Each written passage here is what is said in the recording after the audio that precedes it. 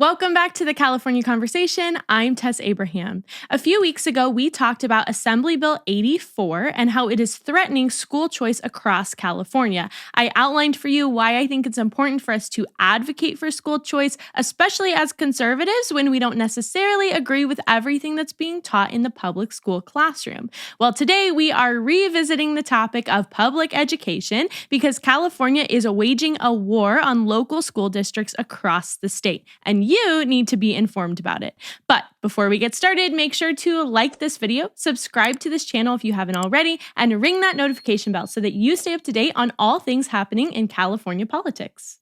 Okay, so just what do I mean when I say that California is waging a war against local school districts across the state? Well, earlier this year in February, the California Department of Education asked a judge to mandate that the Cajon Valley School District comply with state law when it comes to LGBTQ topics in its elementary school curriculum. This comes nearly a year after the school district was investigated by the California Department of Education for compliance with state law on this issue. Now, the law in question is the California Healthy Youth Act, and this was actually passed back in 2016, so it's been in place for nearly a decade at this point. What this act requires is that sexual health education in public school is comprehensive and includes LGBTQ education. Previous to 2023, the Cajon Valley School District actually had these provisions within its curriculum, but in 2023, it decided to change it and take out all references to LGBTQ material. Why, you might be asking? Well, this was actually in response to a community outreach or backlash from parents and other activist groups in the community that argued they don't want this curriculum or these topics covered in the public school district. And this makes sense with what we are seeing across our state and even across our country. Parents and other groups are showing up to these local school board meetings and they're expressing their outrage at certain books that are being read in classes or other topics that are being covered that they believe are either inappropriate because of their child's age, or they say that they want to teach their child at home rather than having them learn from the public school system. Specific to Cajon Valley's district, groups are East County Parent Alliance, Santee Parents for Choice, PUSD Community Watch, and Protect Kids California. And so these are the groups who are showing up and who are opposing a lot of the state-mandated curriculum, especially on gender ideology.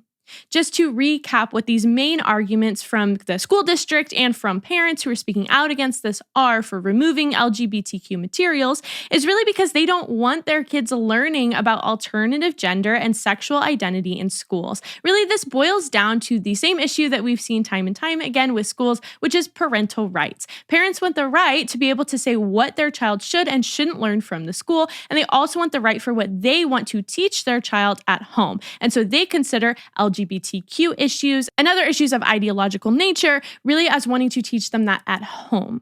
Yeah, that makes sense.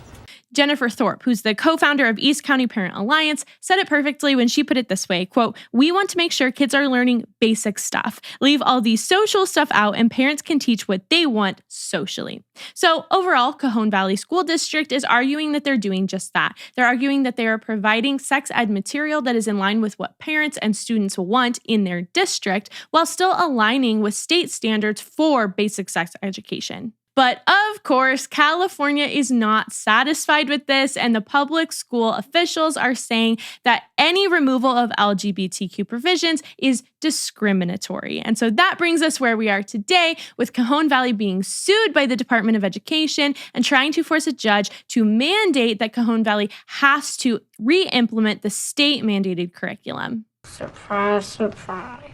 Now, I wish that I could say that this one lawsuit against Cajon Valley is just a one-off. It's an isolated incident, but obviously I wouldn't be talking about this topic if it was just a one isolated incident. And so clearly this is happening in other school districts across California across the past few years. So there is one example that I find particularly disturbing and relevant to this conversation, and that is the story of the Temecula Valley Unified School District in July of 2023. In this instance, the county voted 2 times to reject the statewide mandated social studies curriculum that are taught in elementary schools. So we're talking grades 1st through 5th. So that's roughly ages 6 to 10. That's the demographic of students we're talking about.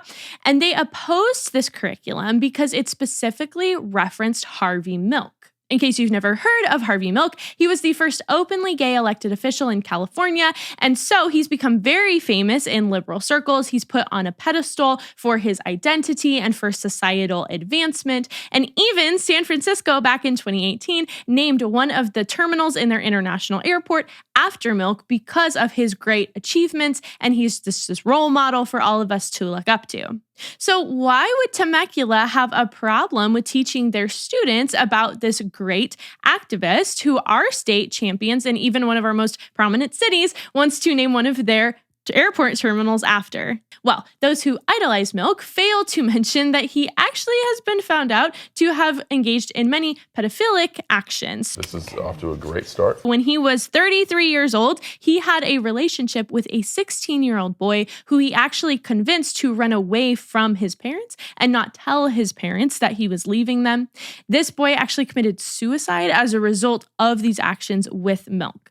And as if that wasn't enough, which it definitely is enough, but as if that wasn't bad enough, he didn't only do this one time. There are other victims who have spoken out about Milk's grooming toward them. Gerald Doles said that he also received a letter from Milk, that Milk was grooming him. He was trying to convince him to run away from home. He was telling him how to run away from home. He was telling him adamantly, do not tell your parents. But thankfully, his parents actually intercepted one of the letters and they stopped Doles from running away with Harvey Milk. So, is it any great mystery as to why parents and school officials in this district might not want to teach 6 to 10-year-olds about this man who is a known pedophile and teaching them about him in a way that praises him and praises his lifestyle and shows that he is this great activist who we should look up to and respect and even mirror? Nonetheless, in his usual fashion, Governor Gavin Newsom was not happy with the Temecula School District, and so he imposed harsh penalties on the school district for not using the statewide mandated curriculum.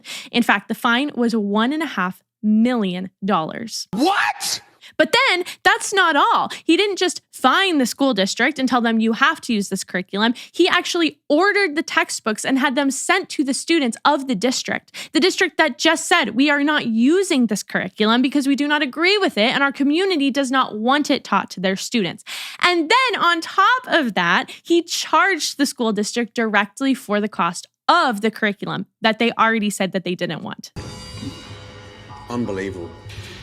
I just can't even fathom that. When I first read this story a while back, I was just in shock that that was the response of the governor of our state. I mean, a local school district makes a decision for their community based off of their community members, the parents, the students, the groups in the community. And now the governor of a state just slaps a $1.5 million fine on this small school district and essentially says, you don't have any choice. I will mail you the very curriculum that you have to use, I will charge you for it, and you cannot say anything to push back.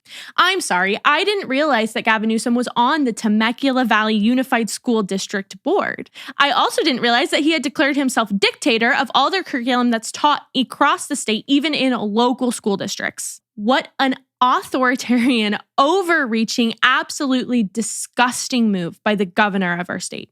You are a rude, terrible person. Now, of course, after this insane fine and after many threats and stirring up all of the liberals in our state to be against the school district, they eventually caved, they gave in to the pressure, and they just adopted the social studies curriculum. And really, can you blame them? I mean, it became very clear that there was nothing that they were going to be able to do. The fight was rigged in the first place against them, and they had the powers of the governor's office coming after them. And this is just one example why it is so important to know who we stand behind and support, because in a world that is hostile to our conservative values, it is even more important that we support people who actually reflect them. And that is why I love Every Life Diaper Company. Every Life Diaper Company believes that every baby is a miracle from God and is a gift to his or her family, and so their life should be celebrated, protected, cherished, and loved. They are America's pro-life diaper company, and not only do they support a great cause, but they also create a great product.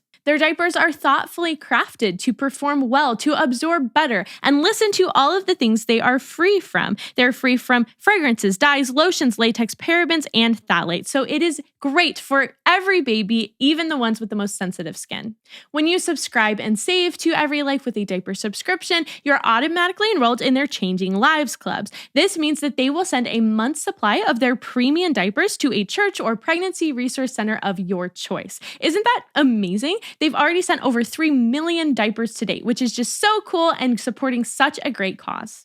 Now, if all of this sounds great, but you're not in the phase of life where you need to be buying diapers, which is totally understandable, then you can gift a diaper subscription or a new baby bundle to a mom who you know is in that phase of life. It's just the perfect way to say, I see you, I celebrate your new life in your family, and I want to be here to support you while changing lives.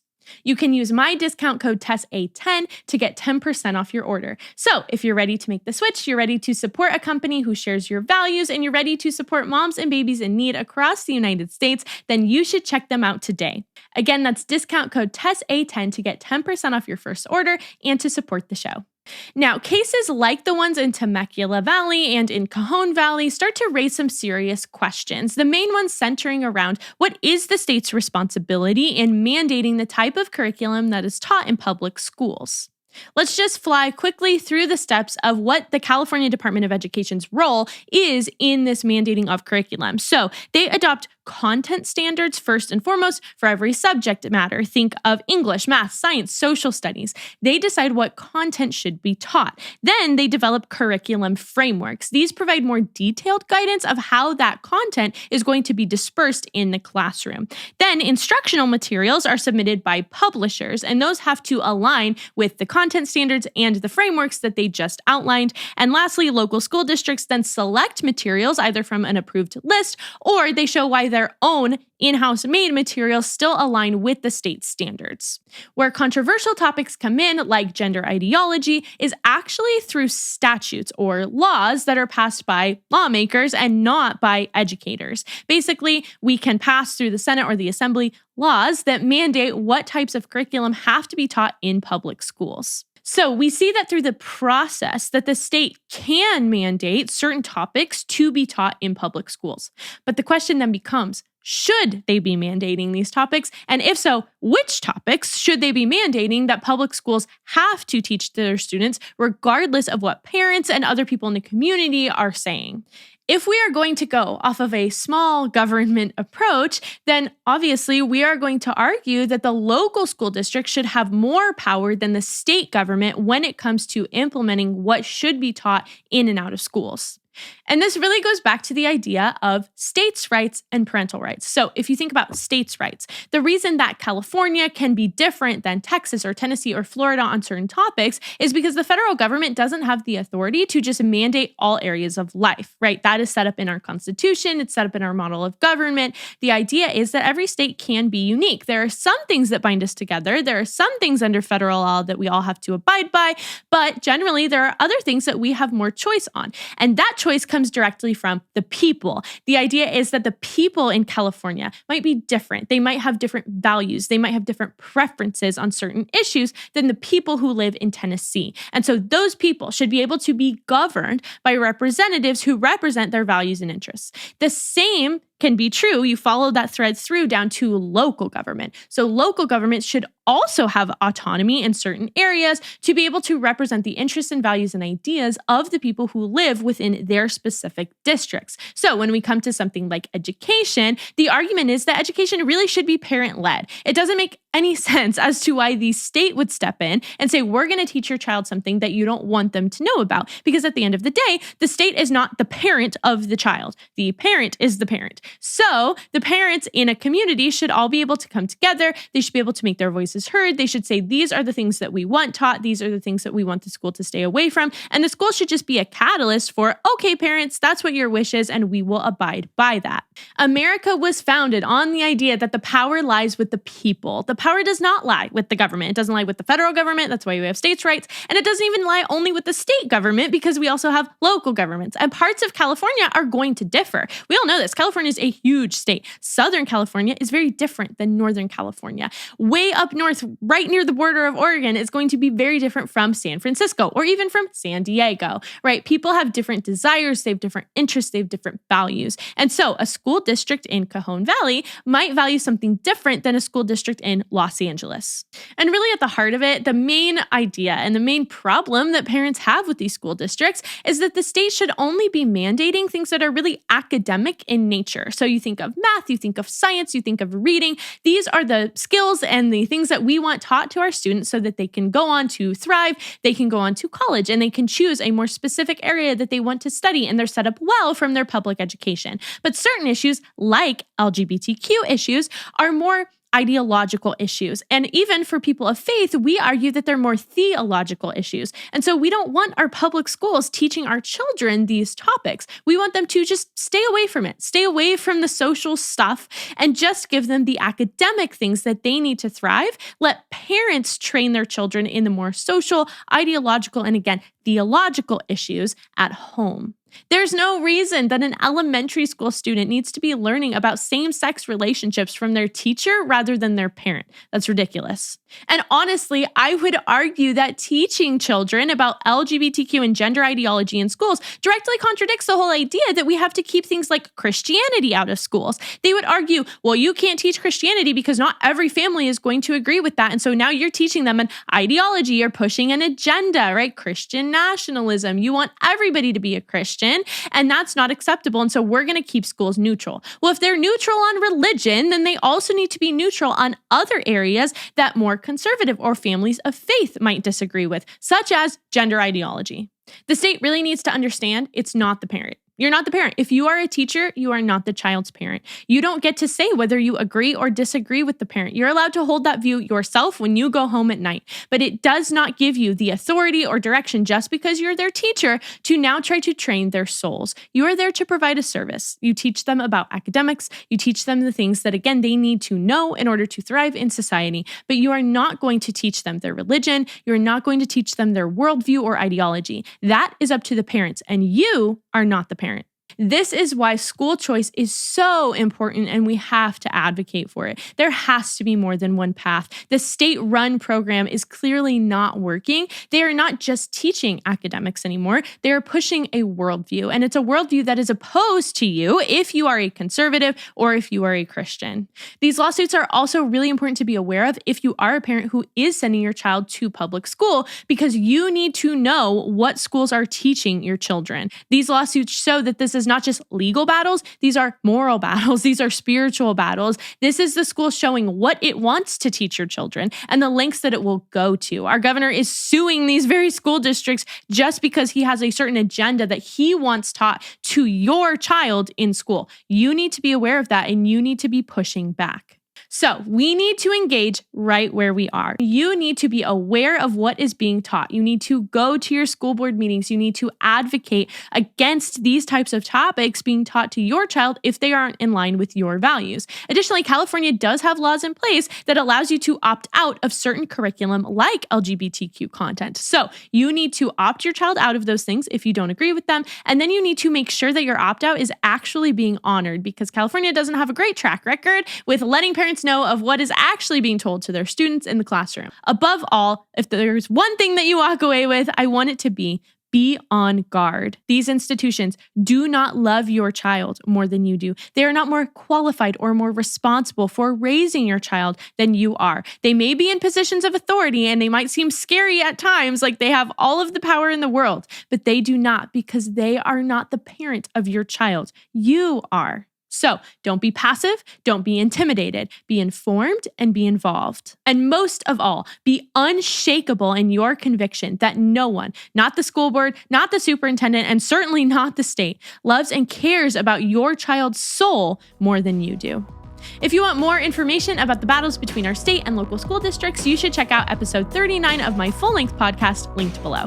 Thank you so much for joining me here today. I hope it was helpful for you as you navigate life in our state and that you even learned something new. You can follow me on social media at It's Tess Abraham, and I'll see you back here next time for another episode of The California Conversation.